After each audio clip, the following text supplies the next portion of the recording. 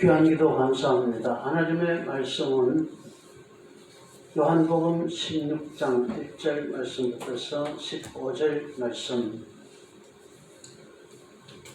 교도하겠습니다. 내가 이것을 너희에게 이름은 너희로 실족하지 않게 하려 함이니 사람들이 너희를 출교할 뿐 아니라 때가 이르면 물은 너희를 죽인 자가 생각하기를 이것이 하나님을 섬기는 일이라.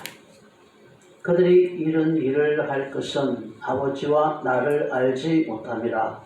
오직 너희에게 이 말을 한 것은 너희로 그 때를 나가며 내가 너희에게 말한 것을 기억하게 하려 함이요 처음부터 이 말을 하지 아니한 것은 내가 너희와 함께 있었습니다.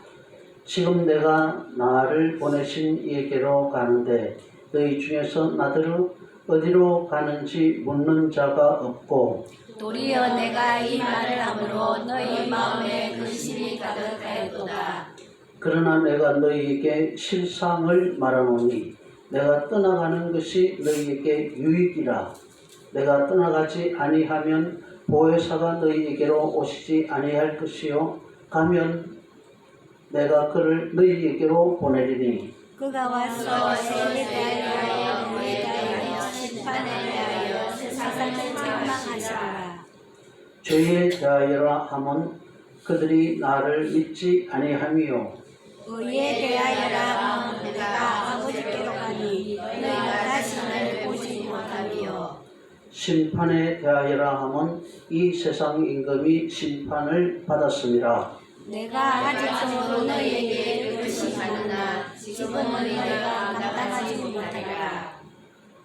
그러나 진리의 성령이 오시면 그가 너희를 모든 진리 가운데로 인도하시리니 그가 스스로 말하지 않고 오직 들은 것을 말하며 장래의 일을 너희에게 알리시리라.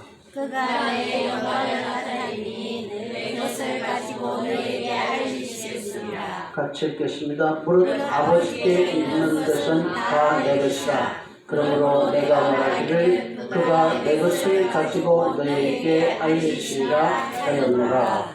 아멘. 오늘 말씀의 제목은 보혜사 성령님입니다. 이 보혜사라고 하는 것은 보호하신다. 예, 보자입니다. 보호하시고 해는 은혜의 백자입니다. 은혜를 주시고 사는 스승사자입니다. 가르치시는 분이시다 하는 그런 뜻입니다.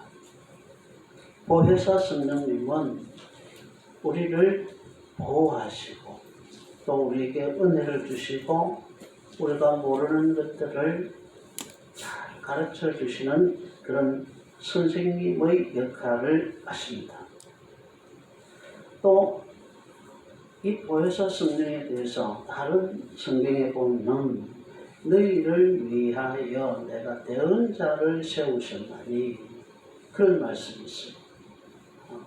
우리를 위해서 변호해 주시는, 우리가 할 말을 잘 못할 때에 우리 속에 있는 우리의 그 진심을, 우리의 의위를 가지고는 이렇게 전달할 수 없잖아요. 100% 전달해낼 수 없잖아요. 그래서 우리의 그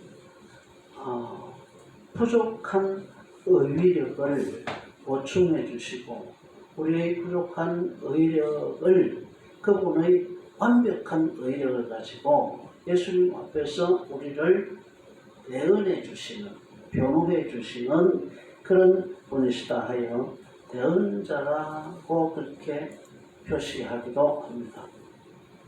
또 이 보혜사 성령님은 진리의 영이다. 그렇게 오늘 요한복음에 보면은 기록되어 있습니다. 그러니까 보혜사 성령님은 성경에 보면은 세 가지로 표현이 되어 있습니다. 대언자, 진리의 영, 보혜사 이렇게 세 가지로 표현되어 있습니다.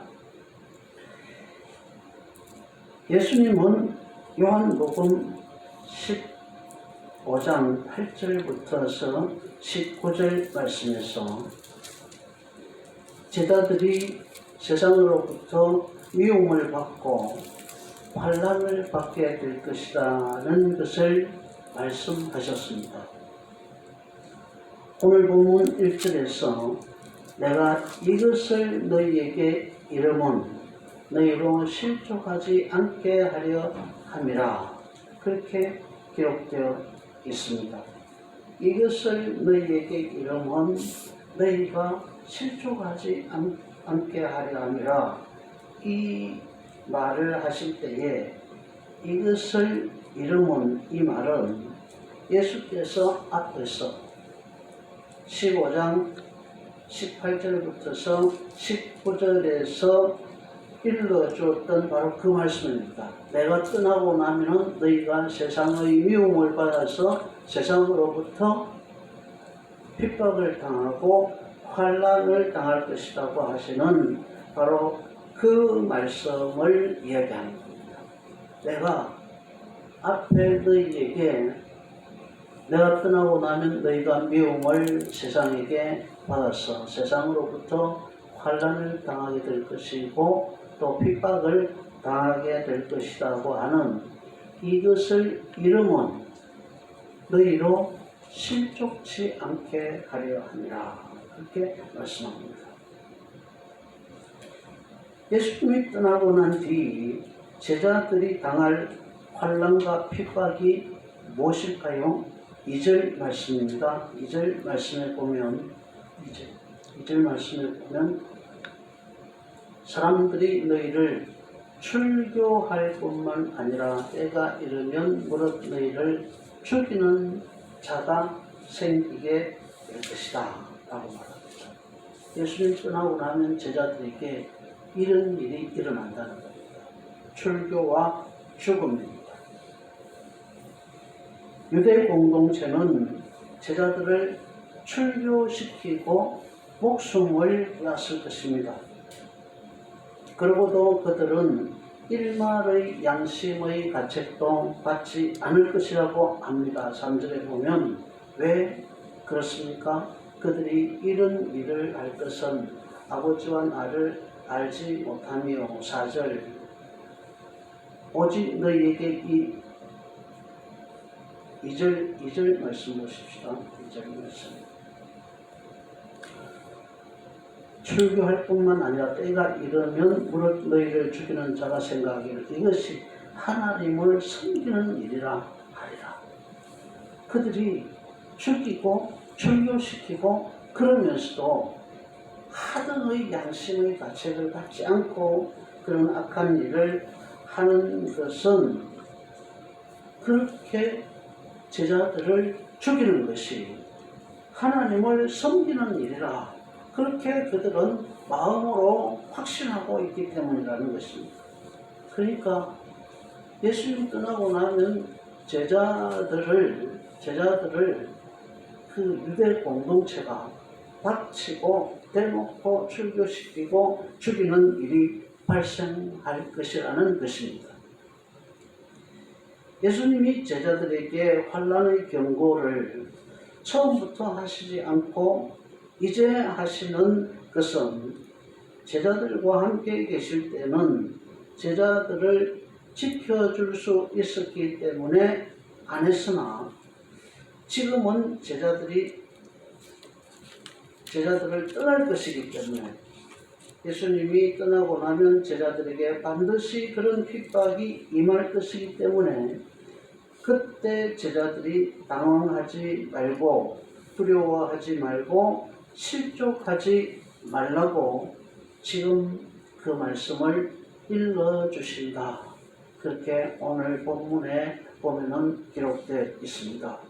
5절, 6절에는 지금 예수님이 떠나신다고 하는데도 어디로 가시는지 묻지도 못하고 제자들은 근심만 잔뜩 하고 있습니다. 5절, 6절 같이 읽겠습니다. 지금 내가 나를 보내신 이에게로 가는데 너희 중에 나더러 어디로 가는지 묻는 자가 없고 도리어 내가 이 말을 함으로 너희 마음에 근심이 가득하였다. 이 말은 무엇입니까? 내가 떠나고 나면 너희들이 환난과 핍박을 받게 될 것이다. 그들은 너희를 출교시키고 너희들을 죽이면서도 일말의 양심의 가책도 받지 않을 것이다. 너희들은 그렇게 혹독한 환난을 떼놓고 무턱대고 그들로부터 당하게 될 것이다. 내가 이렇게 너희들에게 말을 함에도 불구하고 선생님 당신이 어디로 가시는데 우리가 그런 일을 당한다고 하십니까? 이렇게 어디로 가는지 묻는 자가 없고 그 말을 했기 때문에 너희 마음에 근심이 가득하도다 라고 말합니다. 예수님이 이 말을 하시는 이유는 내가 가고 나면 분명히 그런 일이 생길 것인데 너희들이 그런 일을 당하게 될 때 뭐 하지 말라고요? 근심하지 말라고, 실족하지 말라고. 예수 믿으면 모든 게 잘 될 줄 알았는데 왜 내 인생이 이렇게 꼬이지? 라고 그들이 실족할까 봐서 미리 이것을 내가 너에게 알려준다 라고 말씀하시는데도 불구하고 제자들은 이 말을 듣고 뭐가 가득했다고요? 마음에 근심이 가득했다. 이것은 예수님이 전에 말했던 예고된 믿는 자에게 예고된 고난의 뿐이야. 그렇게 생각하지 않고 오히려 그 말을 듣고 근심하지 말라고 했는데 두려워하지 말라고 그 말을 일러주었는데 오히려 근심만 잔뜩 쌓였다 그렇게 말하고 있습니다. 제자들이 근심하는 그 내용이 무엇일까요? 제자들이 근심한 것은 그들의 믿음을 근심한 것이 아니었어요. 제자들이 모든 것을 버리고 예수님을 따랐잖아요. 거물도 버리고 배도 버리고 가족도 버리고 다 버리고 예수님을 따랐습니다. 그들이 예수님을 그렇게 아주 헌신적으로 따랐던 것은 예수님의 능력을 보고 이 예수님이야말로 하나님이 보내신 메시아가 확실하다. 우리가 2000년 동안 우리가 지금까지 기다렸던 그 구약의 메시아가 확실하다. 이분이 언젠가는 로마 군대를 물리치고 이스라엘을 다시 세우실 것이다. 이 능력이 있는 메시아를 따라다니다 보면 그때 가서 간절히 할 수 있을 것이다.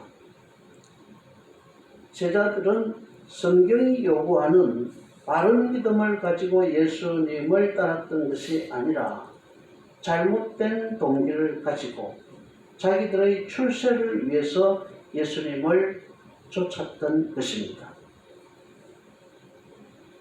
이 예수가 로마 군대를 물리치고 나라를 회복하면 그때 가서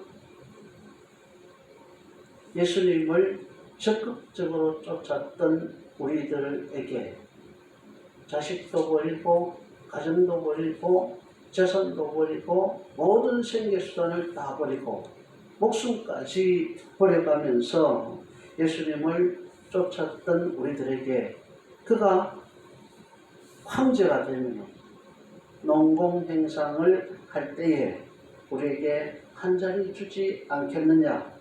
한 자리 해 먹을 요량으로 그들은 목숨까지 걸고 예수를 쫓았던 것입니다.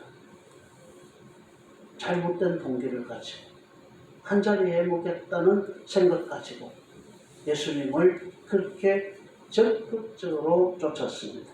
그런데 이제 와서 아버지께로 가신다고 하시고 제자들을 떠난다고 하시고 떠나고 나면 제자들에게 출교와 목숨을 잃는 환난까지 임하게 될 것이라고 하시니 제자들이 그 소리를 듣고 완전히 멘붕이 되어버린 것입니다. 한 자리는 고사하고 출교당하고 목숨까지 잃게 된다고 하니 근심하는 것이죠. 어떻게 믿음을 지켜낼 것인가 하는 거룩한 근심을 한 것이 아니라 순전히 자기들 개인의 영달이 막히지 않을까 하는 것 때문에 근심했던 것입니다. 예수님을 따랐던 믿음의 동기가 자기 출세에 있으니까 예수님을 따르면서도 늘 세상 근심에 눌려 있었던 것입니다. 이렇게 근심에 눌린 제자들에게 예수님은 자신이 떠나가는 것이 제자들에게 왜 유익이 되는지를 말씀하십니다. 7절입니다. 같이 읽겠습니다. 시작. 그러나 내가 너희에게 실상을 말하노니 내가 떠나가는 것이 너희에게 유익이라. 내가 떠나가지 아니하면 보혜사가 너희에게로 오시지 아니할 것이요 가면 내가 그를 너희에게로 보내리라. 아멘.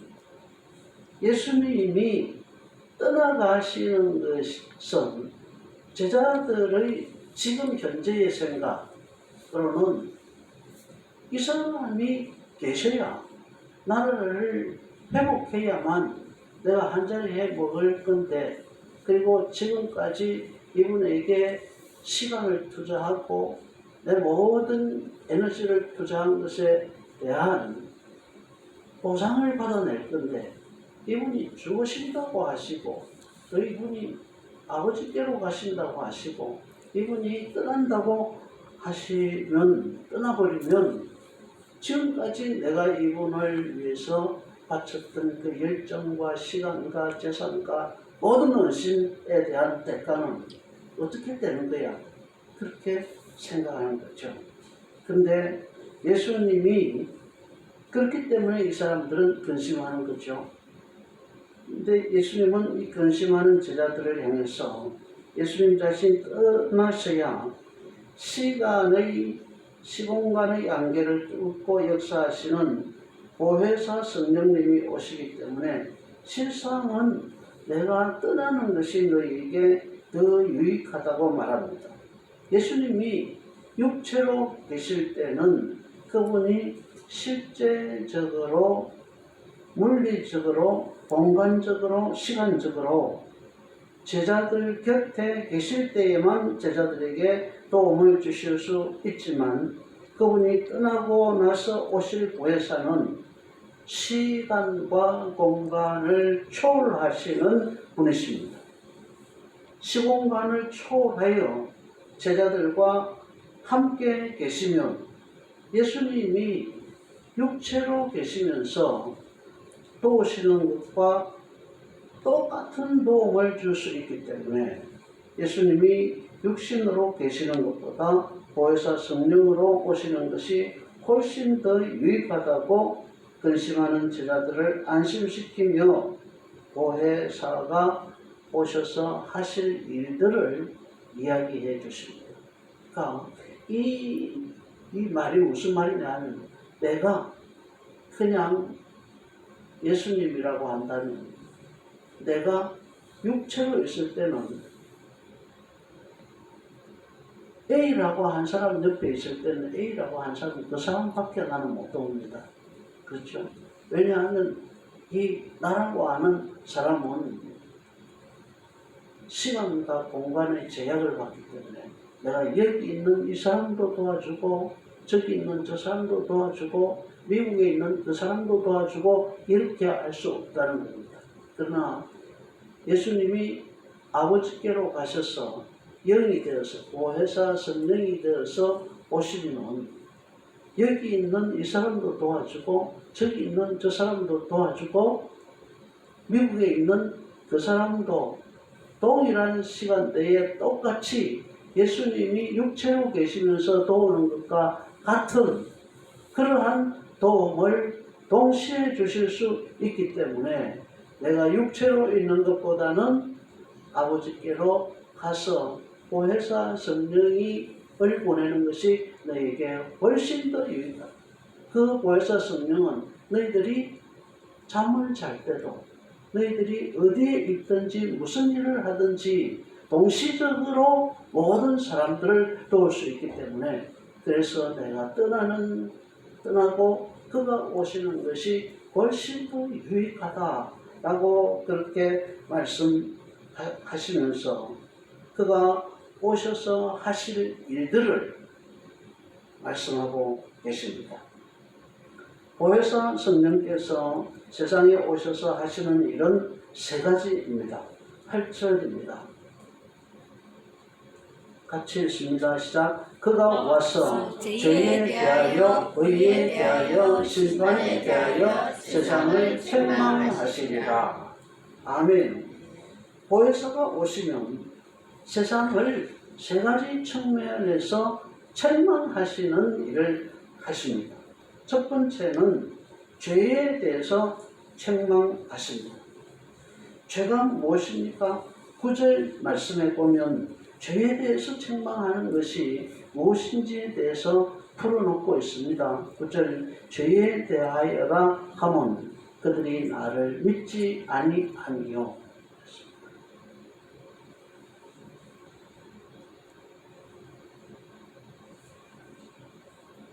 죄는 예수 믿지 않는 것이 죄입니다. 보혜사 성령이 오셔서 세상에 대해서 어떤 책망을 하시느냐 하면 예수 믿지 않는 그 세상이 바로 죄다 라고 그렇게 책망하신다는 것입니다. 하나님이 세상을 이처럼 사랑하셔서 예수를 십자가의 제물로 죽이셨다는 것을 믿지 않는 것, 예수 믿지 않는 것, 그것이 죄라는 거예요. 좀 힘들어서 남의 돈을 빌리고 제때 갚지 않고 몇 년 동안 갚지 않고 거짓말하는 것, 이런 것이 죄가 아니고 너무 배가 고파서 지나가다가 빵 하나 훔쳐 먹은 그런 것이 죄가 아니고 부모 말씀을 어쩔 수 없이 거역한 그런 것이 죄가 아니고 그런 것은 윤리적인 것이죠.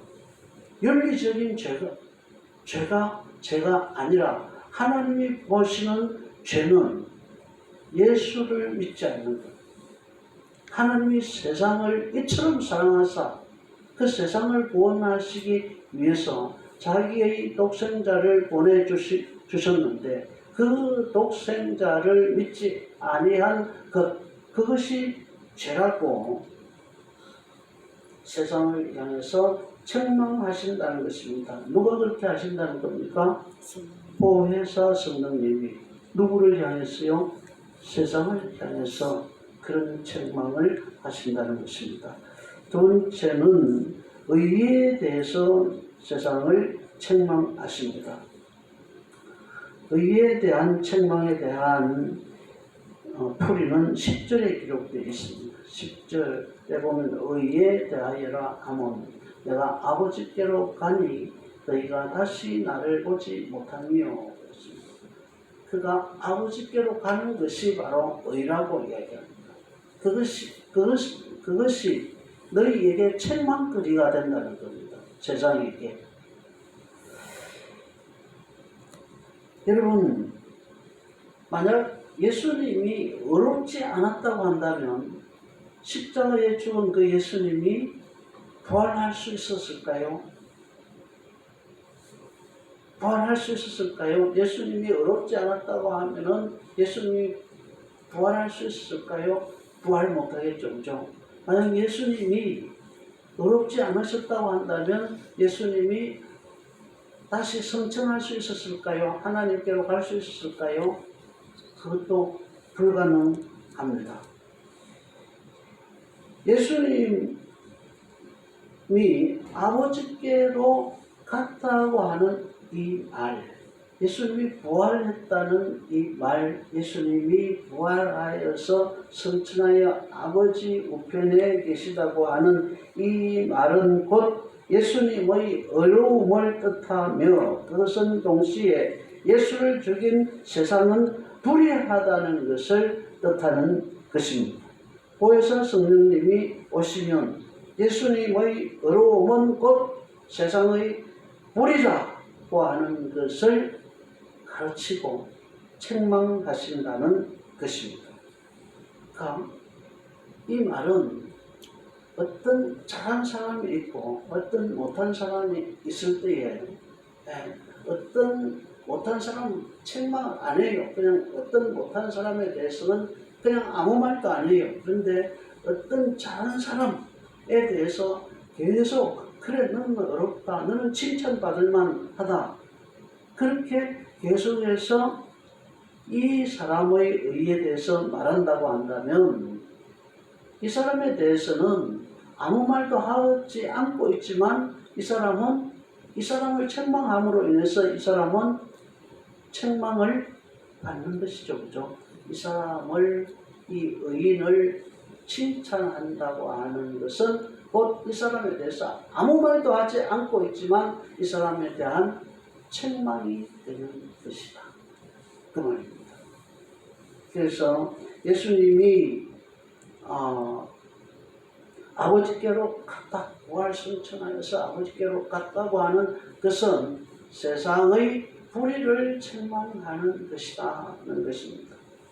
세 번째는 심판에 대하여 책망하신다는 거죠. 심판에 대한 책망은 11절에 기록되어 있습니다. 심판이 무엇인가? 심판에 대하여라 하면 이 세상 임금이 심판을 받았습니다. 세상 임금이 예수님을 십자가에 못 박아 죽였습니다. 세상 임금이 예수님을 십자가에 못 박아 죽였으니까 세상 임금이 하나님을 이긴 것 같지요. 그러나 사실은 세상 임금이 예수님을 십자가에 못 박는 순간 영적인 세계에서는 어떤 일이 벌어졌습니까? 예수님이 십자가에 못 박혀 죽는 순간 세상 임금은 그 순간에 바로 심판을 받았습니다. 예수님을 십자가에 못 박는 순간 마귀는 야 내가 이겼다 라고 생각할 수 있었겠지만 그는 예수님께 머리를 밟혀서 회복불능의 치명상을 입고 사형선고를 받았습니다. 아들과 마귀와의 싸움, 창세기 1장입니까? 3장이죠. 3장에 나오죠. 그는 너의 머리를 밟을 것이요 너는 그의 발꿈치를 상하게 할 것이니라 라고 하는 말씀이 기록되어 있습니다. 예수님이 십자가에 못 박히는 순간 사단 마귀는 예수님으로부터 머리를 밟혀서 회복불능의 치명상을 입습니다. 보혜사 성령이 오시면 인류를 구원하신 예수님의 십자가 사건의 내막이 하나님의 실패가 아니라 세상 임금이 심판을 받은 사건임을 깨우치고 세상을 책망하는 것입니다. 세상 사람들은 흔히들 예수가 자신도 구원하지 못하고 힘없이 십자가에서 죽었는데 그런 예수가 어떻게 인류의 구원자가 될 수 있느냐고 조롱합니다. 그들이 십자가를 조롱하고 예수님을 조롱하고 하나님을 조롱하는 것은 인간의 지혜로는 십자가의 내막을 알 수 없기 때문입니다. 십자가에서 예수님이 달려 죽는 순간 우리 인간의 눈으로 볼 때는 저 예수는 실패한 선지자다. 자기 자신 하나도 구하지 못하는 자가 어떻게 온 인류를 구할 수 있다는 말이냐? 우리 인간은 그렇게 생각합니다. 그러나 영적 세계에서는 완전히 역전 현상이 일어났잖아요. 그죠? 예수님이 십자가에 못 박혀 죽는 순간 그것은 사탄 마귀 이 세상의 임금을 잡기 위한 하나님의 계략이었습니다. 예수님이 십자가에 못 박혀 죽는 순간 그 사탄 마귀는 예수님에게 바로 머리가 밟혀서 사형 선고를 받고 심판을 받은 것입니다. 보혜사 성령님이 오시면 이 십자가의 내막에 대해서 십자가에 달리신 예수를 받아들이지 않은 것이 죄라고 아버지께로 올라가신 그분은 어렵고 세상은 불의하다고 예수가 심판을 받은 게 아니라 오히려 세상이 하나님께 심판을 받은 것이라고 세상을 죄에 대해서 의에 대해서 심판에 대해서 책망하시는 그런 일을 보혜사 성령님이 하신다는 것입니다.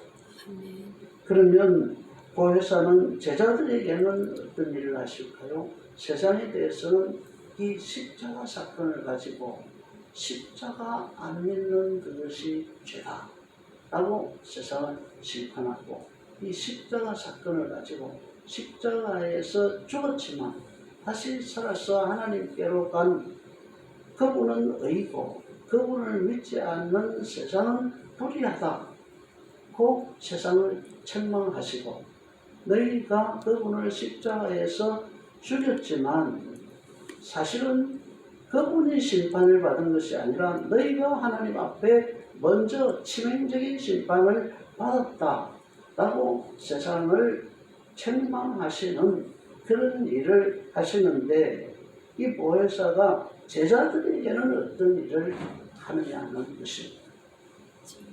13절입니다. 13절 같이 읽겠습니다. 시작. 그러나 진리의 성령이 오시며 그가 너희를 모든 진리 가운데로 인도하시니 그가 스스로 말하지 않고 오직 들은 것을 말하며 장래 일을 너희에게 알리시리라. 아멘. 아멘. 너희를 모든 진리 가운데로 인도하시고 장래 일을 알려주시는 그런 일을 하십니다. 제자들이 근심하는 이유는 장래의 일을 몰랐기 때문이죠. 저분이 돌아가시면 우리는 어떻게 되느냐? 이때까지 우리가 저분에게 쏟은 시간과 열정과 우리 인생은 어떻게 되느냐? 장래를 몰랐기 때문에 그들은 근심합니다. 사람들이 근심하는 이유도 장래를 모르기 때문입니다. 성도는 역사와 인생의 결국이 어떻게 되는지 성경을 통해서 이미 알고 있는 사람들입니다. 성경 내용의 깊은 뜻을 깨닫게 하시는 분이 바로 성령님이십니다. 우리는 성령의 조명하심이 없으면 내가 하버드를 나와도 내가 옥스퍼드를 나와도 성경의 단 한 줄도 우리는 정확하게 해석해낼 수 없습니다. 성령이 우리로 하여금 하나님의 그 성경의 깊은 뜻, 하나님의 마음의 깊은 것을 우리에게 알려주시는 분이십니다. 또 제자들이 근심하는 이유가 무엇이었습니까? 진리를 모르기 때문이었습니다. 확고한 진리 위에서 있는 사람은 불안해하지 않습니다.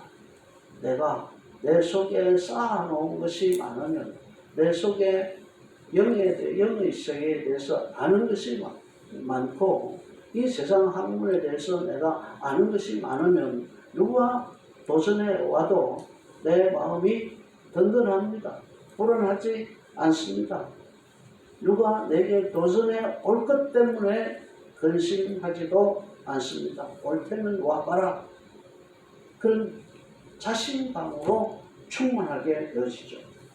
제자들은 장래일을 모르고 진리 안에서 있지 못했기 때문에 근심하고 헛된 자리를 서로 탐했던 것입니다. 진리 안에서 있지 못했기 때문에, 장래일을 알지 못했기 때문에 누가 더 크냐고 자기들끼리 도토리 키재기하고 세상 자리를 탐하고 예수를 따르면서도 그릇된 동기로 따랐던 이유가 바로 진리 안에서 있지 못했기 때문이었습니다. 그러나 보혜사 성령이 오시면 제자들에게 장래 일을 알게 해 주시며 그들을 진리 가운데로 인도하셔서 근심 없이 하시며 실족지 않게 하시며 올바른 신앙의 길로 인도하여 주십니다. 이와 같이 보혜사 성령님은 세상에 대해서는 죄에 대하여, 의에 대하여, 심판에 대하여 세상을 책망하시는 일을 하시지만 제자들에게는 장래일을 알려주시고 모든 진리 가운데로 인도하시는 그런 일을 하십니다. 그러므로 보혜사 성령이 모든 진리 가운데로 인도하시는 것을 쉽게 말하면 모든 것을 하나님의 기준에 맞도록 인도하여 주신다는 뜻입니다. 지금 잘못된 동기를 가지고 예수를 쫓고 자기들끼리 더 높이 올라가려고 서로 시기하고 다툴 수밖에 없는 제자들의 이러한 생각, 이러한 행동, 제자들의 이런 잘못된 신앙을 성경의 기준에 맞게 인도해 가신다는 거예요. 누가요?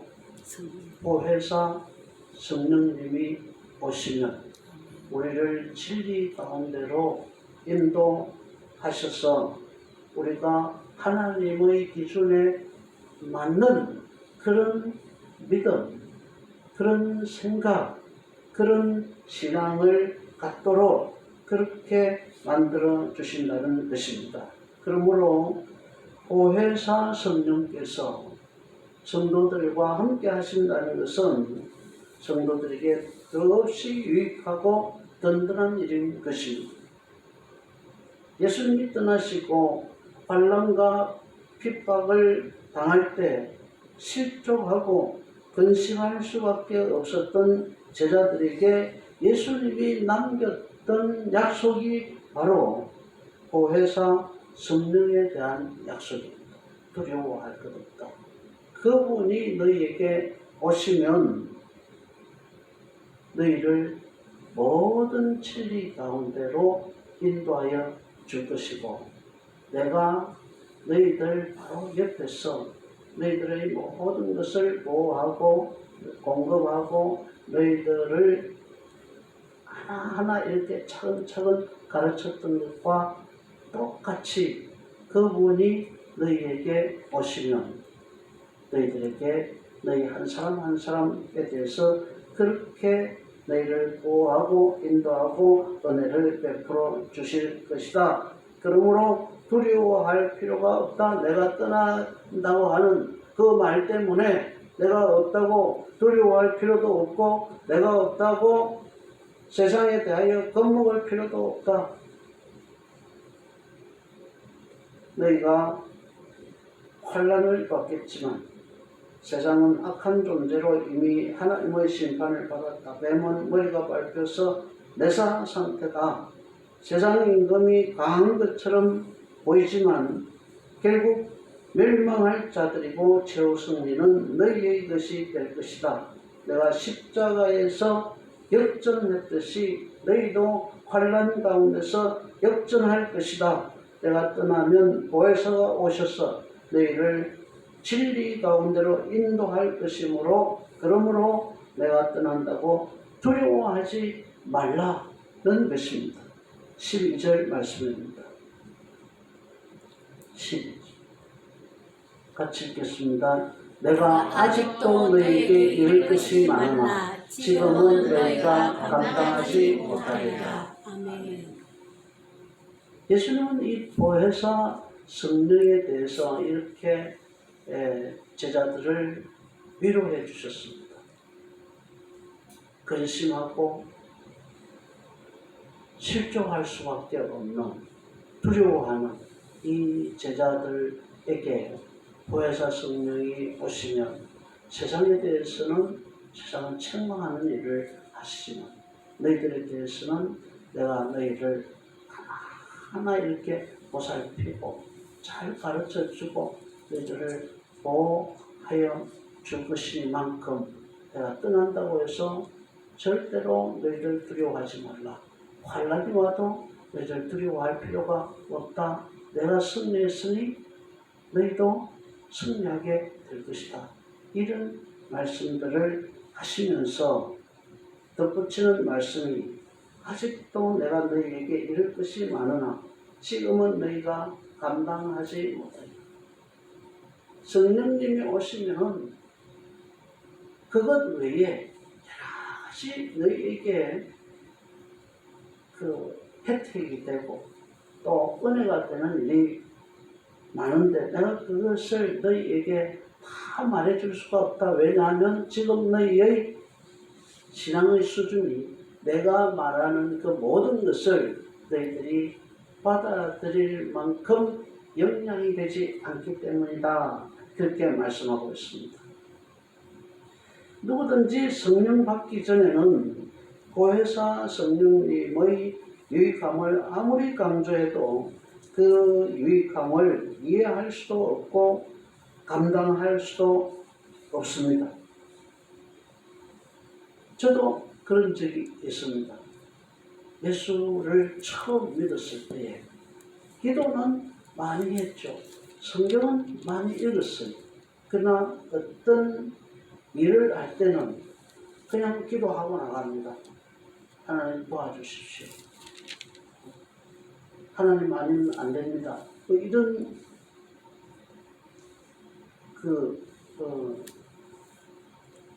기도, 그런 기도는 하지요. 그러나 그런 기도를 오래 하지는 않았어요. 정말로 그렇다고 믿지는 않았습니다. 하나님이 아니면 안 됩니다라고 하는 그런 생각을 100% 가지지는 않았다는 거예요. 처음에 예수 믿을 때는 많은 기도를 하고 성경도 많이 읽었습니다. 지금보다 기도 많이 하고 지금보다 성경을 더 많이 읽었어요. 초신자 때. 근데 100% 성령님이 아니면 안 된다고 하는 그런 생각을 100% 가졌던 것은 아니었습니다. 내 노력이 중요하다는 생각을 더 많이 했었어요. 내가 노력해야 된다는 그런 생각을 더 많이, 내 노력이 더 중요하다는 생각을 더 많이 했어요. 기도하는 것보다도 내 노력이 더 중요하다. 기도의 약발보다는 내 노력의 약발이 더 중요하다. 내 실력이 더 중요하다 하는 그런 생각을 더 많이 했어요. 그래서 기도도 했지만 공부도 더 많이 했습니다.